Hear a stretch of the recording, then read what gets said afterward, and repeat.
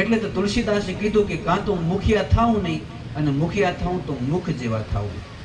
ખાય મોઢું અને ધ્રાય પેટ. સમજો છો?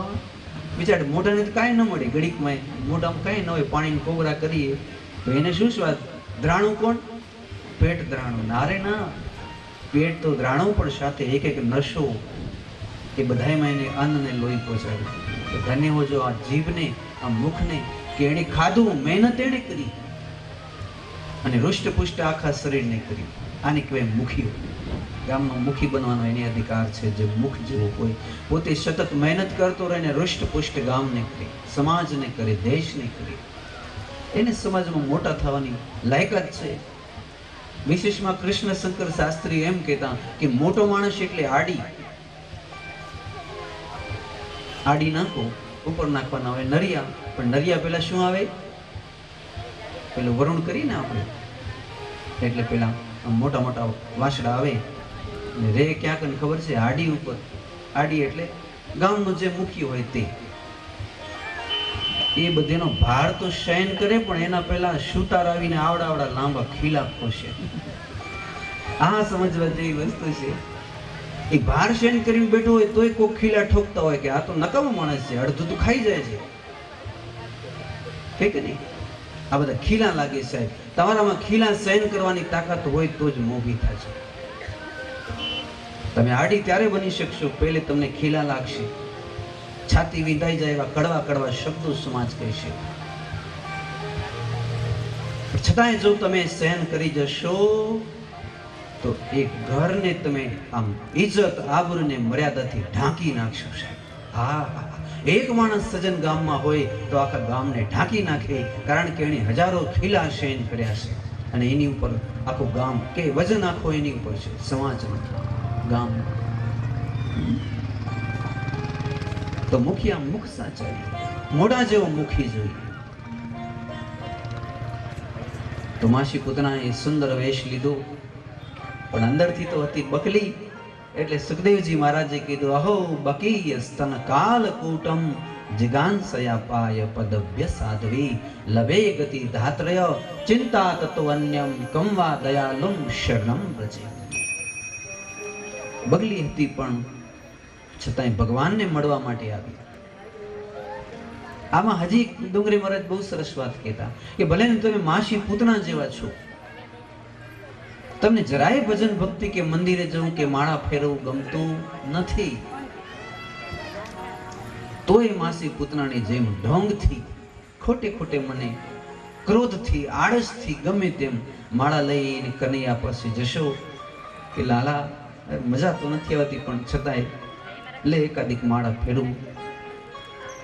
તો કનૈયો શું કરશે ખબર છે? તો પણ માસી પૂતનાને ભગવાને બાથ લીધી એમ તમારો હાથ પકડી લેશે કે દીકરા ખોટે ખોટે માળા ફેરવીશ તોય હું તને વૈકુંઠ સુધી લઈ જઈશ. હા, આ મારો સ્વભાવ છે. તો ખોટે ખોટી ઢોંગથી મારી માળા ફેરવ, પણ ફેરવ, પૂતના માસી જેવું થઈને ફેરવ. તો ઢોંગથી માળા ફેરવી, પૂતના માસી ઢોંગથી આમ ધવડાવા ગઈ ત્યાં તો ભગવાને સાચે સાચે બાથ લીધી. મારો સ્વભાવ છે તે ઢોંગથી ખોટે ખોટે પણ મને પ્રેમ કરે, મને યાદ કરે તો હું તો સાચે સાચે તેને ચાહી જાઉં છું, સ્નેહ કરું છું. માસી પુત્રાએ શું કર્યું? પોતાનું સ્તન કાઢી લાલાના મુખારવિંદમાં આપ્યું. લાલાની આંખો બંધ છે. આ પણ સમજવા જેવી વસ્તુ છે. ભલે ભગવાન હાથ પકડશે આપણે લોભી પાખંડી હશું તો, પણ ભગવાન આંખ બંધ કરીને હાથ પકડશે, દ્રષ્ટિ નહીં આપે. માસી પુતનાને બાત લીધી પણ ભગવાને આંખ બંધ કરી નાખી. આ સમજવા જેવી વસ્તુ. ભગવાન કુપાત્રના મોઢા નથી જોતા, નુગરા માણસના પ્રભુ મોઢા નથી જોતા, એ આંખો બંધ કરી નાખે છે. તો માસી પુતનાએ આંખ બંધ કરી ભગવાનને ધવડાવા છાતીએ લગાડ્યા. ત્યારે ભગવાને પ્રણ કર્યું કે માસીનું દૂધ તો પીશ, પણ દૂધ સાથે આ માસીના પ્રાણને પણ મારે પી જવા છે. ધવડાવે તો માં કહેવાય.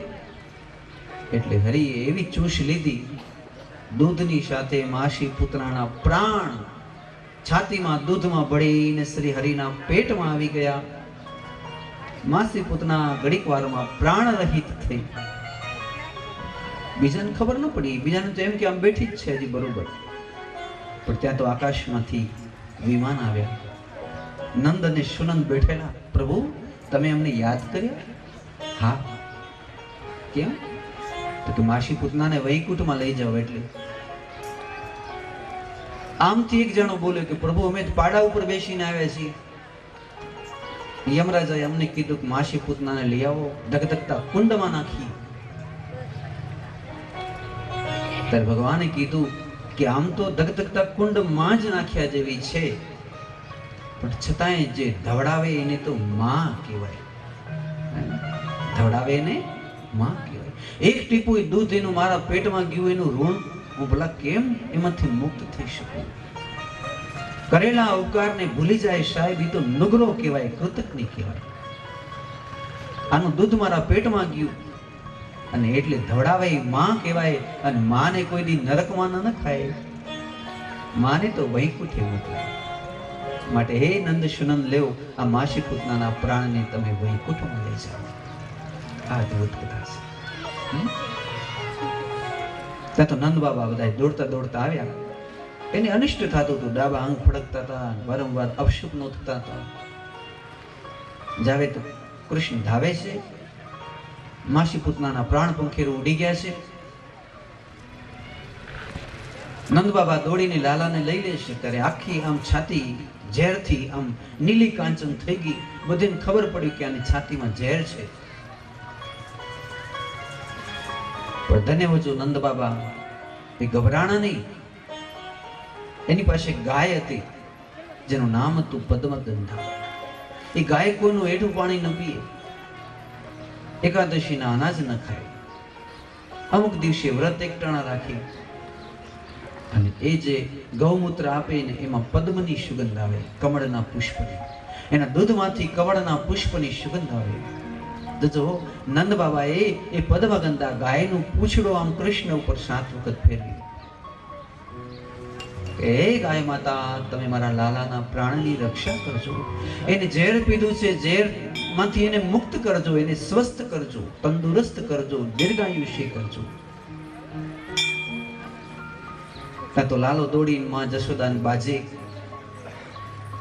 માં જશોદા લાલાને ધવડાવે ત્યારે પરીક્ષિતની આંખમાંથી અશ્રુની ધારા ચાલી. તો સુખદેવજી પૂછે કે રાજન પરીક્ષિત, શું થયું? કે આમ તો મને થતું હતું કે એક સમાધિમાં બેઠેલા એક ઋષિના ગળામાં મેં સર્પ મૂક્યો અને એવો જઘન્ય અપરાધ છે, ભયંકર, કે કોઈ દિવસ કૃષ્ણ મને માફ નહીં કરે. પરીક્ષિત ધ્યાનમાં બેઠેલા બ્રાહ્મણને ગળામાં સર્પ નાખી આ મસ્કરી કરવાનો તને સૂઝ્યું કેમ? તો હું કૃષ્ણને શું જવાબ આપીશ? પણ આજ જ્યારે માસી પુતનાને ભગવાને વૈકુંઠ મૂકી એટલે મને અંદર દિલાસો થઈ ગયો કે આવી પાપીને પણ જે વૈકુંઠ આપે ને માનું સ્થાન આપે તો હું તો એનો લાડકો દીકરો છું. એટલે આજ મને ખાતરી થઈ ગઈ કે કૃષ્ણ મને જરૂર માફ કરી દેશે અને એના વૈકુંઠમાં ચોક્કસ મને લઈ જશે. એટલે મારી આંખમાંથી અશ્રુની ધારાઓ ચાલે. આમાંથી આપણે મજબૂત થવાનું છે કે આપણે કઈ માસી પુતના જેવા તો છીએ નહીં, નાનકડા બાળકોને મારીએ છીએ, કોઈને ઝેર પીવડાવી. કૃષ્ણ દયાળુ છે એટલે અમે એટલા પુણ્યશાળી નથી, પણ કૃષ્ણ બહુ દયાળુ છે અને પાકી ખાતરી છે. સમજાણું? આપણા ઉપર ગર્વ નથી, કઈ ગર્વ આની ઉપર છે કે ઈ એટલો દયાળુ છે અને એટલે આપણી બધી ભૂલ ચૂક માફ કરી આપણે વૈકુંઠ સુધી લઈ જશે. તો આવી અદ્ભુત કથા જે કોઈ સાંભળે સંભળાવે એનું જીવન ધન્ય ધન્ય બને. બીજું, એ ગાયના પૂંછડાથી જાડો નાખ્યો નંદ બાબાએ.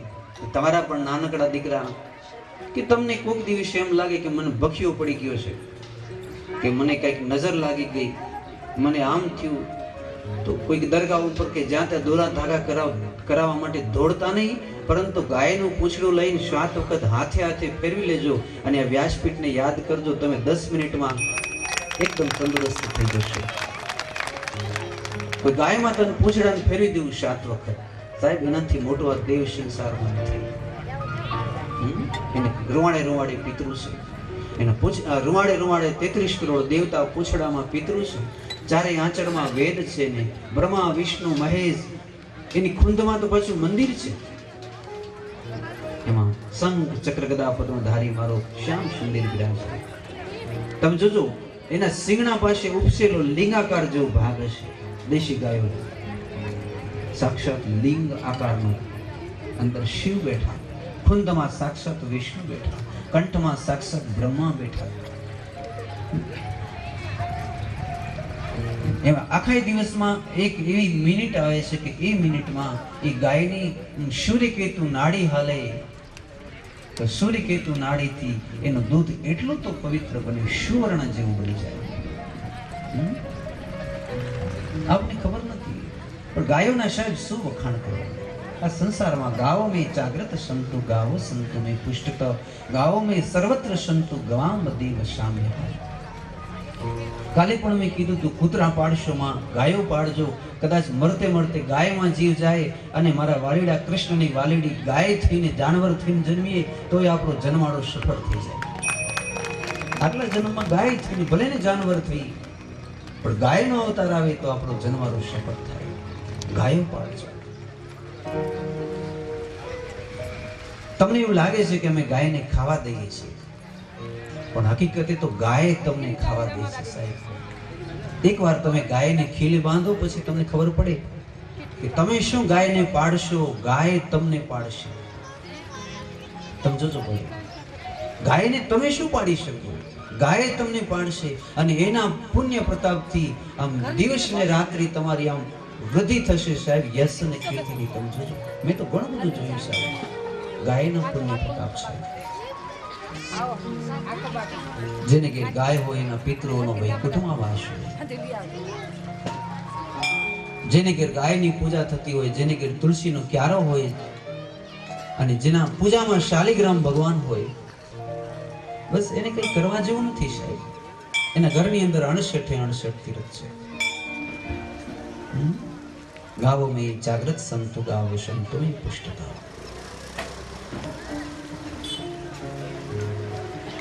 એક વખત મેં ગાય માતાને પૂછ્યું કે હે ગાય માતા, શ્યામ શ્યામ હે શ્યામ, શ્યામ હે શ્યામ, શ્યામ હે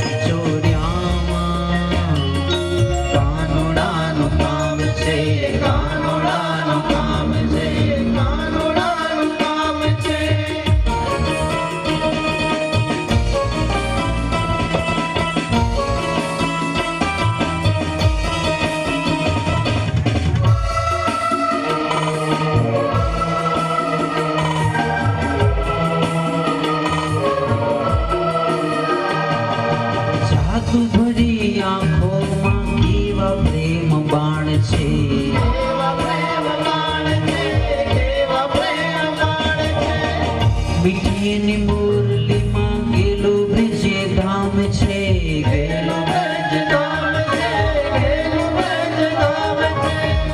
છેડો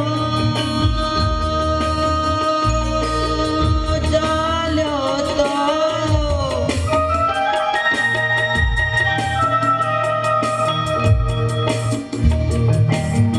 છેડો એનો ચાલ્યો તો સદાનો આરામ છે, સદાનો આરામ છે.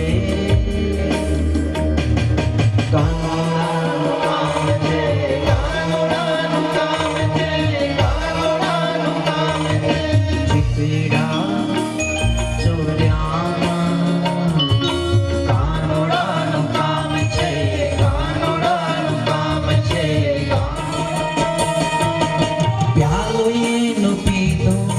સદાનું વિભાન છે, સદાનું વિભાન છે, સદાનું વિભાન છે.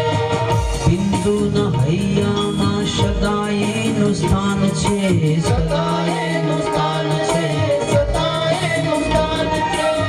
પ્રીતિએ પામીને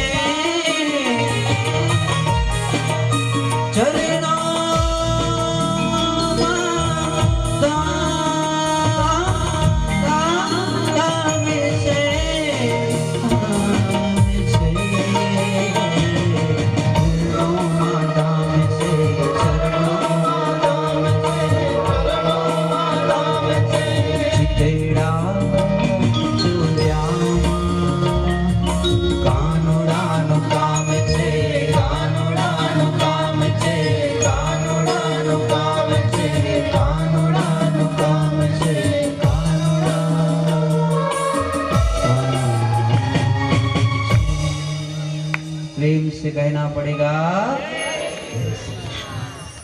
तो ચિતડા ચોર્યામાં કાનુડાનું કામ છે, ચોરોની ટોળીઓમાં પહેલા એનું નામ છે. જાદુભરી આંખોમાં કેવા પ્રેમ બાણ છે, મીઠી એની મોરલીમાં ગેલું બ્રજધામ છે. છેડો જોઈનો જાલ્યો તો સદાનો આરામ છે. કોણ એને ગોતે છે બધી તેને જાણ છે. માનો કે ન માનો એ મોટું કદરદાન છે. જો એને સામે જોયું તો સમજી લેજો કે હૈયામાં હામ છે. અને પ્યાલો એના પ્રેમનો જો પીધો તે સદા પ્રેમમાં બેભાન છે. બિંદુના હૈયામાં સદા તેનું સ્થાન છે. અને જો એની પ્રીત પામ્યા તો એના ચરણોમાં સદાય ધામ છે. એના ચરણોમાં સદાય ધામ છે. ચિતડા ચોર્યામાં કાનુડાનું કામ છે. આગળની એક કથા.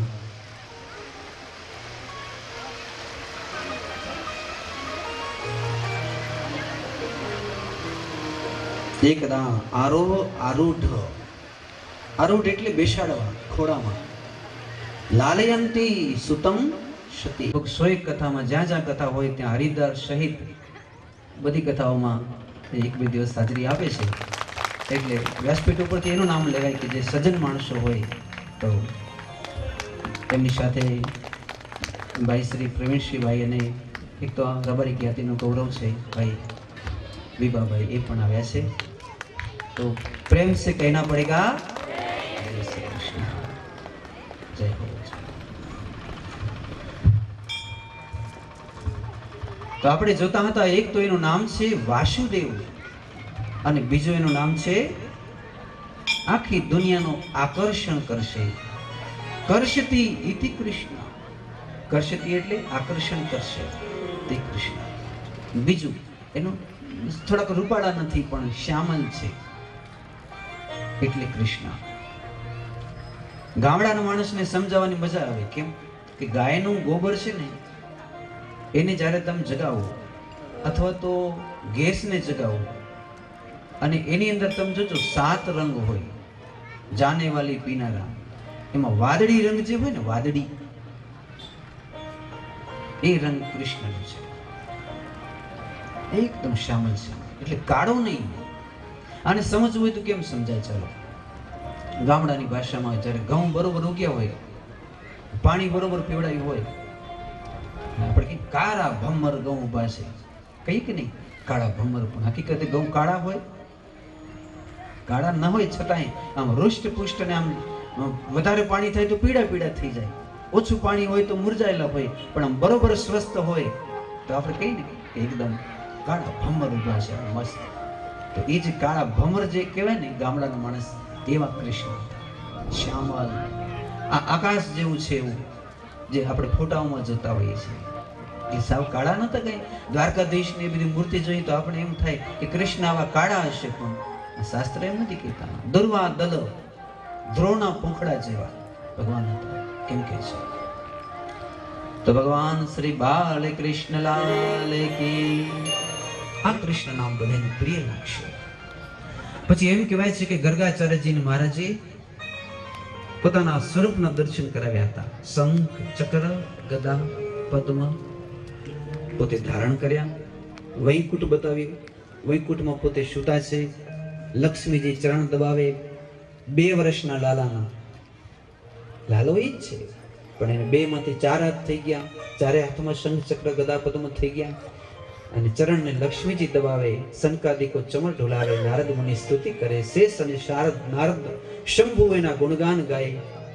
ગર્ગાચાર્યજી આમ ડોલે. આહા, જે વૈકુંઠમાં બેઠા છે એ જ જશોદાની ગોદમાં ખેલે છે. જે વૈકુંઠમાં છે, માં તારા દીકરાનું જે નામ લેશે એના પિતૃઓનો વૈકુંઠમાં વાસ થશે. તારા દીકરાનો જે નામ લેશે એનો વૈકુંઠમાં વાસ થશે. તો આ પ્રમાણે ભગવાનનું સુંદર નામકરણ સંસ્કાર થયું. પછી તો ભગવાન જે લીલાઓ કરે છે એની સુંદર કથા. શું લીલા કરી?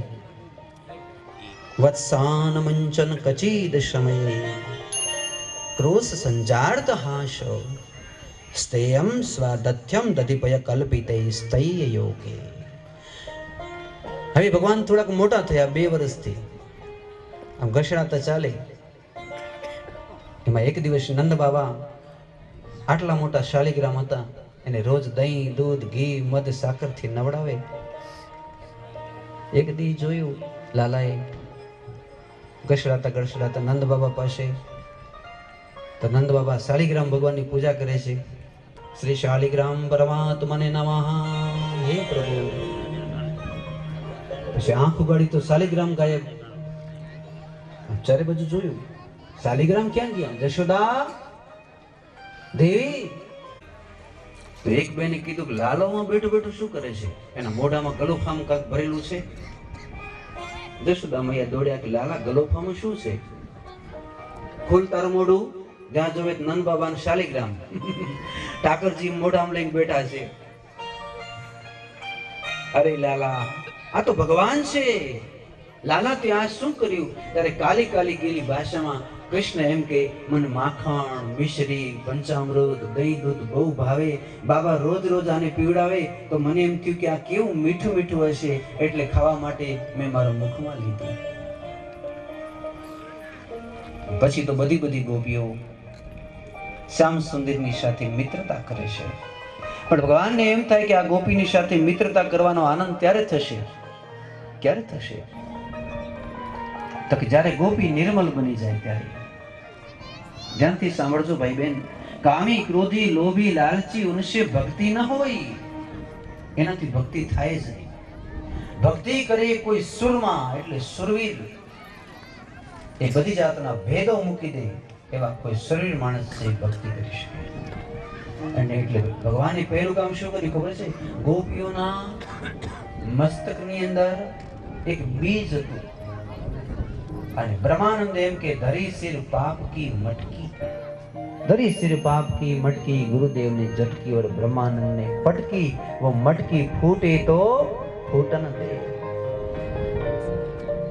માટલી ફૂટી જેમ ગુમડું થયું એને ફૂટે કેમ શાંતિ થાય, એમ 84 લાખ જન્મની વાસના રૂપી આ માટલી ભગવાનોએ બધી જ ગોપીઓની ફોડી નાખી. હે ગોપીઓ, હવે તમારે માના પેટે ક્યારે પણ જન્મવું પડશે. કોઈ તમને પૂછે કે માટલી ફોડી એટલે શું, તો તમારે એમ કહેવું કે માટલી ફોડી એટલે માનવતાનું બીજ ફોડી નાખવું. જ્યાં સુધી આ બીજ હશે ત્યાં સુધી તમારે માના પેટે જન્મવું જ પડશે. જ્યારે બીજ જ નહીં હોય તો પછી મુક્તિ છે ને, આ તો બહુ ઊંડી વસ્તુ છે. એટલે હજારો વર્ષ સુધી યોગીઓ ધ્યાનમાં બેસી આ એ બીજને તોડવાની કોશિશ કરે કે આ બીજ ફાટી જાય તો ફરી મુક્તિ મળે, માના પેટે જન્મ ન થાય. ત્યારે ધન્ય હો જે બ્રજ ગામની ગોપીઓ, જેને કાંઈ કરવું ન પડ્યું અને હરિએ એક ક્ષણમાં એની જન્મની વાસનાની માટલી ફોડી નાખી, માનવતાનું બીજ તોડી નાખ્યું, જીવતે જીવતે મુક્તિ આપી દીધી. હવે ગોપીઓને ક્યારે માના પેટે જન્મવું નહીં પડી શકે. મિલ ગયો હે મુझ કૃષ્ણ, મિલ ગયો દિન રાત ચલતે ચલતે, दिन रात चलते चलते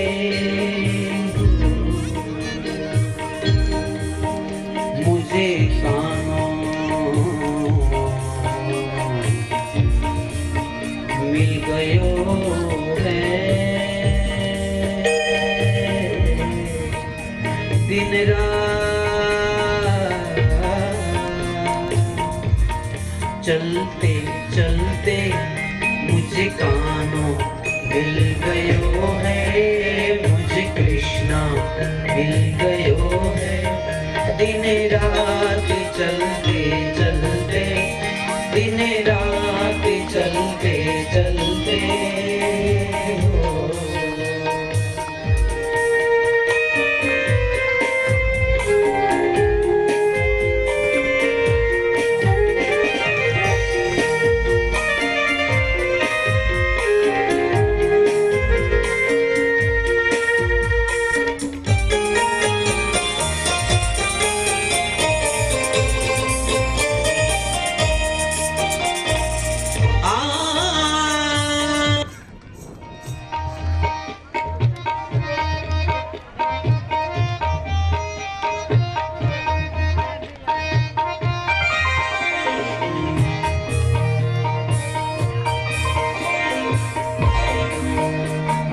मान लेके निकला हूँ पथिक तेरे पथ का, मुझे तू ही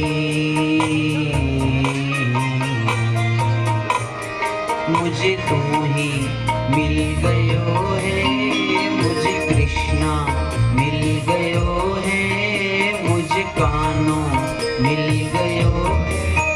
दिन रात चलते चलते, दिन रात चलते चलते हो, मुझे कानों मिल गयो है, मुझे कृष्णा मिल गयो है।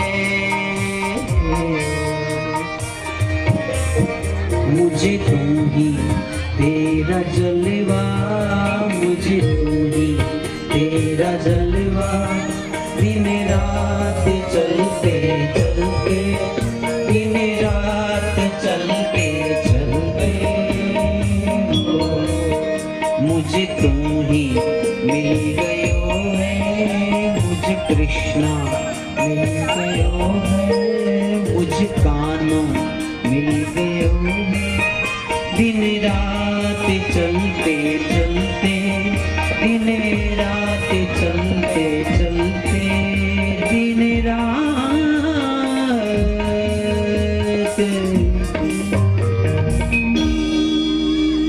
प्रेम से कहना पड़ेगा जय श्री कृष्ण। कैसे मिल गयो? चलते चलते मुझे कानों मिल गयो, ભોગ વાસના દૂર થઈ જાય, રોગ દૂર થઈ જાય, આશા તૃષ્ણા દૂર થઈ જાય, નઠારો ખરાબ સ્વભાવ દૂર થઈ જાય અને જીવન ધન્ય ધન્ય બની જાય છે। ભગવાને પહેલું કામ કર્યું છે, ગોપીઓની માટલી ફોડી। હવે તો તમે સમજી ગયા છો, નહીં તો બીજા ધર્મના લોકો તમને તો કાંઈ ન કહે, પણ અમે જ્યારે ધર્મ ગુરુઓ ભેગા થાય ને ત્યારે બે પ્રશ્ન એવા અટપટા છે, એ કાયમ કે તમે કેવા ભગવાનની પૂજા કરો છો, જેને પારકી સ્ત્રીઓના ચીરહરણ કરી વસ્ત્ર ખેંચાતા, એ જ તમારો ભગવાન? જો કે આપણે એને જવાબ દેવાની ક્ષમતા હોય ને તો આપણે એને દઈ શકીએ કે ભાઈ તમને ખબર ન પડે, અમારા ધર્મમાં તમને એ ખબર નહીં હોય કે માનવતાનું બીજ એટલે શું, શરીર કેટલી પ્રકારના, આ સ્થૂળ શરીર, આની અંદર સૂક્ષ્મ અને એની અંદર જે શરીર છે એનું નામ છે કારણ શરીર। કે કારણનો અર્થ એ થાય શું કારણથી આપણે જન્મ્યા, કારણ શું? આ જે કારણ શરીર છે એને તોડી નાખવું, એનું નામ છે માટલી ફોડી નાખવી। ભગવાન એના કારણ શરીર ફોડી નાખ્યા, સમજાય છે ને? હવે કોઈ પૂછે તો આપણે જવાબ દેવાનો માટલી ફોડવી એટલે જે ત્રીજું શરીર છે કારણ શરીર, કારણ જ નથી તો હવે જન્મ છે શું કામ? નહીં તો કઈ કારણ હોય ને કે આગલા જન્મની વાસના રહી ગઈ એટલે જન્મ્યા, આગલા જન્મનું ઋણ ચૂકવવાનું હતું એટલે જન્મ્યા, પણ હવે તો કોઈ કારણ જ નથી તો જન્મવાનું નથી, કારણ જ નથી તો મરવાનું નથી, તો જન્મશું એને મરણ નહીં થાય તો ક્યાં જશું? એનું નામ છે મુક્તિ, આનું જ નામ મુક્તિ છે। પછી ભગવાને બીજું કામ કર્યું, માખણની ચોરી। માખણની ચોરીનો સીધો અર્થ એ થાય કે ભગવાને ગોપીઓને માખણ જેવા બનાવી દીધા. કેમ સમજાય? સમજવું હોય તો કામઠી ભાષા કે દુનિયાની કોઈ પણ વસ્તુ પદાર્થ હોય, ગમે તે પદાર્થ, લાકડાને બાદ કરતા પાણીમાં નાખો કે છાશ ઉપર મૂકો એટલે બધી વસ્તુ ડૂબી જાય કે ન ડૂબે? ઝીણામ ઝીણી રેતીનું રજકણ નાખો તો ડૂબી જાય. પણ 5 કે 15 કિલોનો માખણનો આવડો મોટો લોંદો તમે રાખજો તો માખણનો સ્વભાવ છે ઉપર તરી જવો. સાચી વાત છે ખોટી વાત? માખણનો સ્વભાવ છે તરી જવું. એટલે પૂજ્ય ડોંગરી મહારાજ કહેતા કે માખણની ચોરી અર્થાત તરી જવાની વસ્તુ છે. તમે એવા થઈ જાઓ માખણ જેવા. તમને કોઈ ડુબાડી ન શકે. ડુબાડવા ઈચ્છે તો સંસારની આસના, વાસના, માયા, ભોગ તમને વિચારે કે ડુબાડી જ દેવો છે તો એના બાપની તાકાત નથી તમને ડુબાડી શકે, કારણ કે તમે માખણ જેવા થઈ ગયા છો. સમજો છો મારા અંતરના ભાવને? તમારું આવું જીવન થઈ જાય માખણ જેવું, ત્યારે તમે ગોપી જેવા જ બની જશો. તમને સંસારમાં કોઈ નહીં ડુબાડી શકે. બાકી કોઈ એમ કહેતું હોય કે ઠાકરે ચોરી કરી તો એ માણસ ખોટો છે. ભગવાને ચોરી નથી કરી. અમે જ્યારે ભાગવત ભણતા ને ત્યારે એમ કહેવાતું કે એક ગોપી આમ વાતો બંડ્યા હતા ત્યારે એને કીધું કે બેનું, તમારા બધાયના ઘરે ઠાકર ચોરી કરવા આવે અને લગભગ ગાટો 1.5 વર્ષ થવા આવ્યો, મારા ઘરે એકે વાર ભગવાન ચોરી નથી કરી, નથી તો મારી માટલી તોડી એમ કીધું. એટલે બાકીની ગોપીઓએ મીટિંગ કરી અને કીધું કે બેન માફ કરજે, પણ આજથી તું નાતબારી છો, કારણ કે જેની માટલી ભગવાન ન ફોડે અને જેના ઘરમાં ભગવાન માખણ ન ચોરે એને અમે અમારી ગોપીઓની મંડળીમાં ભણાવશું જ નહીં. તું હજી બહુ પાપીન છો, પાપિષ્ટ છો. સાધના કર, તારો સ્વભાવ સુધાર.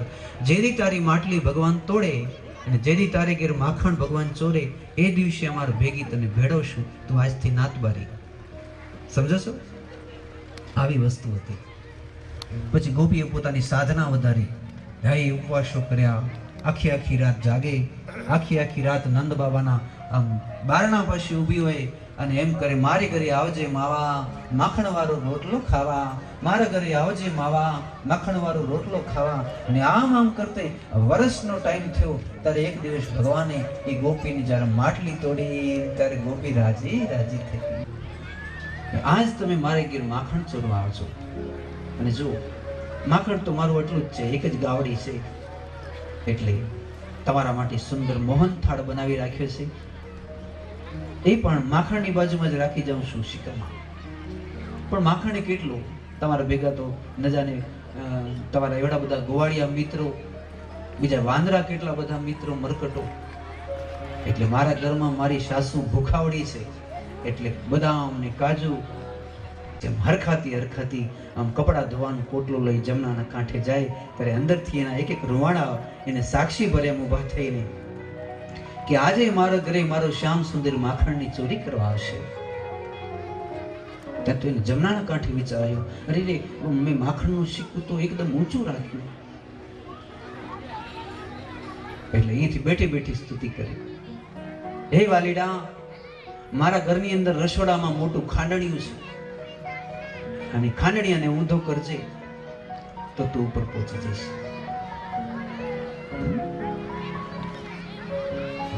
આ બાજુ આ ભાવથી એને પ્રીતિથી પ્રાર્થના કરી ત્યારે આ સુરદાસજીનું દ્રષ્ટાંત છે. સુરદાસજી એમ કહે કે પછી શ્યામ સુધી સ્તુતિ પહોંચી, હે દાઉજીની સાથે મધુમંસા ને શ્રીદામ ને સ્તોક ને બધા ભાઈબંધો દોસ્તાર સાથે આમ ચોરી કરવા માટે છુપાતા પેલી ગોપીને ઘેર ગયા. જોયું આમ ચારે બાજુ કોઈ છે નહીં. ત્યાં તો ગોપીનો સાજ સંભળાણો. તરત જ રસોડામાં જઈ ખાંડણિયું લીધું, ખાંડણિયા ઉપર ચડ્યા, પણ તોય ઉપર પહોંચાતું નથી. ત્યારે હરિએ આમ બધા ગોવાળિયાઓને આમ ઊભા રાખી એની ઉપર સ્વયં પોતે ચડ્યા અને પછી શિકામાંથી માખણ, મિશ્રી, મોહનથાળ, બદામ, કાજુ ઈ ખાધા. ત્યાં તો વૈકુંઠમાં એના પિતરો ધન્ય થઈ ગયા. આવી કથા સુરદાસજી લખે છે. ભગવાનના પેટમાં જ્યાં માખણનો લોંદો ગયો ક્યાં તો એના પિતૃ ધન્ય ધન્ય બની ગયા. સમજો છો ને? એવી કથા છે.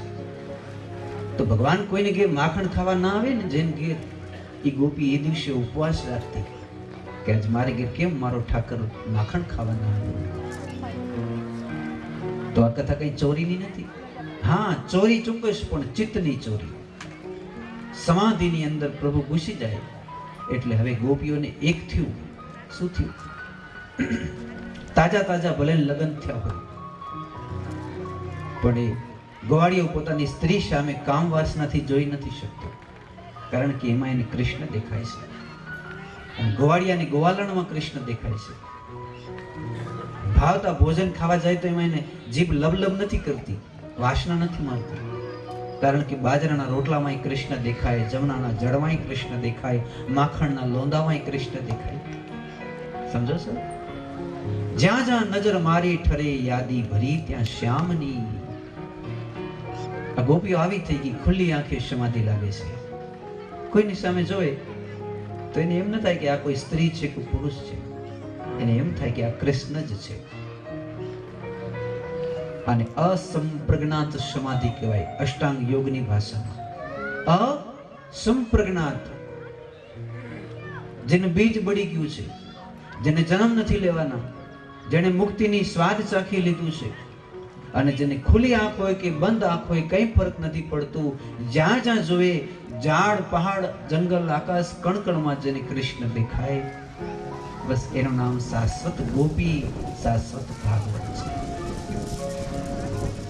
તો એવી સુંદર કથા શ્રી સુખદેવજી મહારાજ રાજા પરીક્ષિતને કહે. તો ભગવાને માખણની ચોરી કરી, એની સુંદર કથા. પછી વત્સાન મંચન કચિત સમય ક્યાંક એક વાછરડા પણ છોડ્યા, ક્યાંક એક વાછરડા પણ છોડ્યા, ગાયોને ધોડાવી દીધા, ક્યારેક સૂતેલા બાળકોને ચીટવા ખણી રડાવ્યા. એ બધી સુંદર કથા પણ શ્રી સુખદેવજી મહારાજ કહે. તો આગળની એક કથા છે માટીના ભક્ષણની કથા. ભગવાને માટી ભક્ષણ કર્યું. જશોદાજી કાન પકડે છે, કેમ માટી ખાધી? ત્યારે ભગવાન કહે છે મેં માટી નથી ખાધી. નહમ ભક્ષિતવાન અંબ સર્વે મિથ્યાભિસંસિનઃ યદિ સત્યગરહિ તરહિ સમક્ષમ પશ્ય મે મુખમ. માં હું પ્રતિજ્ઞાથી કહું માટી નથી ખાધી, અને તને વિશ્વાસ ના આવે તો જો મારા મુખમાં. માએ વળી પાછું મુખમાં જોયું તો એક દિવસ ધવડાવતે ધવડાવતે જેમ ભગવાને પોતાના મુખની અંદર બ્રહ્માંડોના દર્શન માને કરાવ્યા, એવી રીતે વળી પાછું એ હોઠ ઉપર જવા લાગ્યું. ભૂલોક ભૂલોક સ્વર્ગલોક મહલોક જનલોક તપલોક શતલોક બ્રહ્માજી વૈકુંઠ કૈલાશ બધુંય મુખમાં દેખાણું. આમમાં નીચે નજર કરે તો ઠેઠ શેષનાગ સુધી, સાત પાતાળ, આમ દિશાઓ સુધી મોટું મોટું મુખારવિંદ દેખાય. હવે માએ હાથ જોડ્યા, કારણ કે ગર્ગાચાર્યે કીધું હતું કે જદા જદા હિ ધર્મ છે, જ્યારે જ્યારે ધર્મની સંસ્થાપનની જરૂર પડે ત્યારે જે ઈશ્વર અવતરે, જશોદા તારી ગોદમાં અખિલ જગતનો અધિનાયક, બ્રહ્માંડોનો અધિનાયક મૂળ વિષ્ણુ તારી ગોદમાં રહે છે. તો માએ હાથ જોડ્યા, વંદના કરી, અને એ વખતે ભગવાને પણ માને પ્રણામ કર્યા છે. એની સુંદર કથા. પછી આ જશોદાજી કોણ હતા, નંદ બાબા કોણ હતા, એની પણ સુંદર કથા. તો એક દધી અને માખણ લીલાની કથાનો એક રાસ, એક પદ.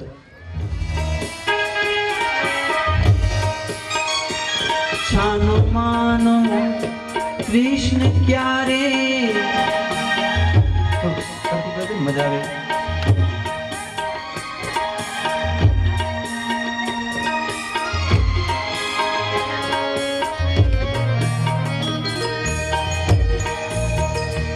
છાનો માનો કૃષ્ણ ક્યારે ઘરમાં ઘૂસી જાય છે, એને પકડી અને બાંધી લેવાનું મને થાય છે. પકડી અને બાંધી લેવાનું મને થાય છે.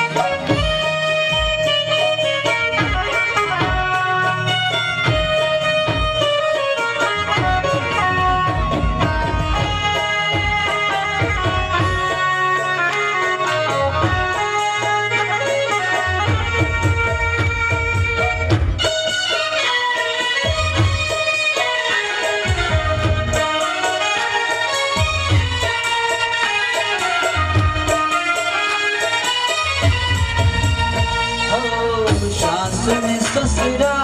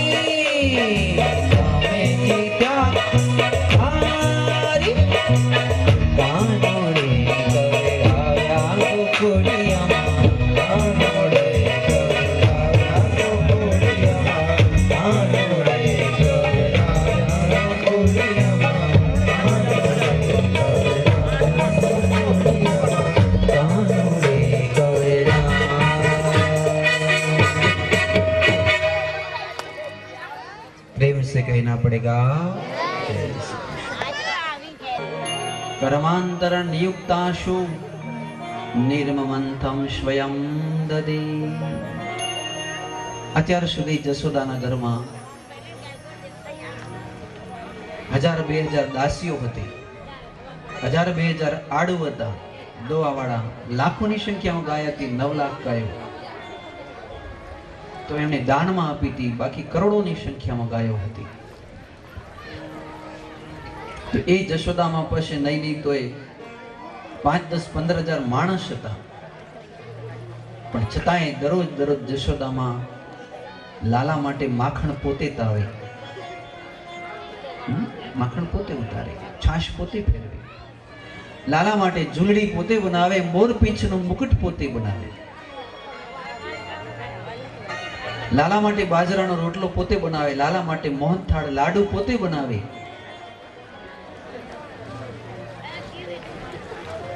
લાલા માટે પુષ્પ અને તુલસીની માળા બનાવી, આવી સુંદર મજાની માળા પોતે બનાવે, ઘસી ઘસીને તિલક પોતે લગાવે, મોરપીંછનું મુકુટ પોતે બનાવે. સમજો છો? આની પૂજા કહેવાય સ્વાવલંબી પૂજા. આપણે તો શંકરના મંદિરે જઈએ તો એમ કહીએ કે બાવાજી જુઓ ને પાણી લોટો રાખતો નથી, આપણે વાંક પૂજારીઓને કાઢીએ. પણ જશોદા મૈયાને તો આટલા નોકર ચાકર છતાંય પૂજા પોતાના હાથે કરે છે. આને કહેવાય સ્વાવલંબી પૂજા. તુલસી હાથે ચૂંટવા, પુષ્પ હાથે ચૂંટવા, ચંદન હાથે ઘસવા, દીપમાળા હાથે બનાવી, અને ભૂલે ચૂકે એમ થાય કે આજે ભગવાનને લાપસી બનાવી તો લાપસી પણ હાથે બનાવી. તો બધું જશોદા મૈયા હાથે હાથે કરે, અને આ સેવાથી ભગવાન રાજી થયા. ત્યારે ભગવાન મનમાં વિચારે કે માં જશોદા માટે શું કરું? માં તું મને બહુ જ મીઠી લાગે છે, મને તારી પાસે લક્ષ્મીજી તો કઈ વિસાતવ જ નથી, એક નહીં પણ 1000 લક્ષ્મી હોય, 1000 વૈકુંઠ હોય, પણ માં જશોદા તારી પાસે ન તો વૈકુંઠના કામ છે, ન તો લક્ષ્મીના કામ છે. પણ જરા જોઉં તો ખરો કે માં મને કેટલું ચાહે છે. એટલે ધાવતા હરિએ આમ નજર કરી તો ગાયનું દૂધ ચૂલા ઉપર ચડેલું છે. હા, બહેનોની પરીક્ષા દૂધ વખતે થાય. કણબી કાયર કણશ લે એમ કીધું. કરોડપતિ કણબીનો દીકરો હોય અને ખરાની અંદર 2-4 દાણા આમ રખડતા હોય ને, કે કરોડપતિ માણસે દાણા વીણવા મંડી જાય. એને જીવ છે, કારણ કે એના ઉપર લાગણી છે. કણબી કાયર કણશલી ત્રિયા કાયર દૂધ. કરોડપતિની પત્ની હોય ભલે, પણ દૂધ જો ઉભરાતું જોવે તો એને શું ને શું થઈ જાય. અરે રે, દૂધ ઉભરાઈ ગયું.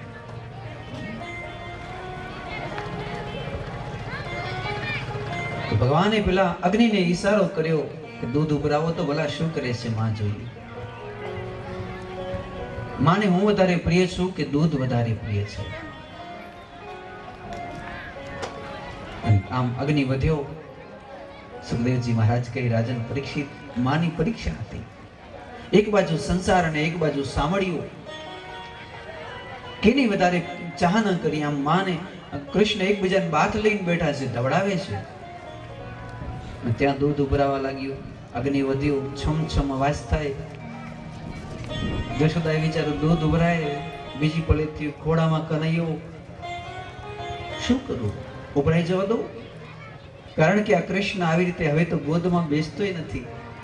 સવાર પડે ગોપીઓ તેને લઈ જાય, ગોપીઓ પોતાના હાથે ઝૂલડી પહેરાવે, ગોપીઓ તેને ભોજન ખવડાવે. આખો દિવસ જ્યાં ત્યાં માખણ ખાતો હોય, મિશ્રી ખાતો હોય, ક્યાં મારા હાથે ખાય છે? ઉભરાઈ જવા દે દૂધ નહીં. પણ ત્યાં અંદરનો સ્ત્રી સ્વભાવ બોલ્યો, અરે રે, મારું દૂધ કેમ ઉભરાવી જવા દઉં? યુદ્ધ ચાલે, માયા અને મહેશ્વરનો, જીવ અને શિવનો યુદ્ધ. અંતે માયા જીતી ગઈ.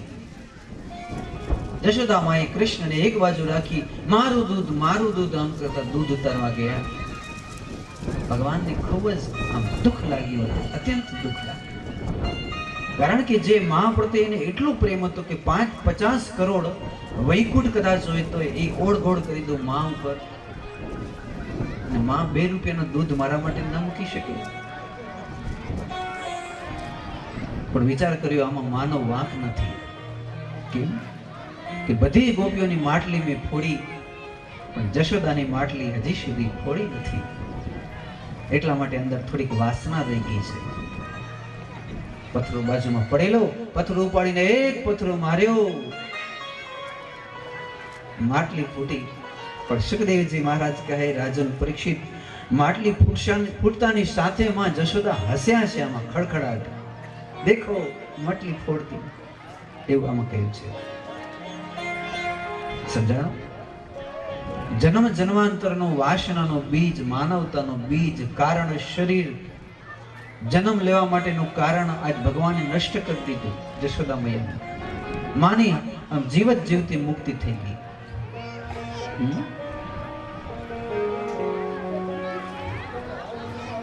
છતાં ભગવાનને એમ થયું કે માની માટલી તો ફોડી, પણ હજી માખણની ચોરી કરી નથી.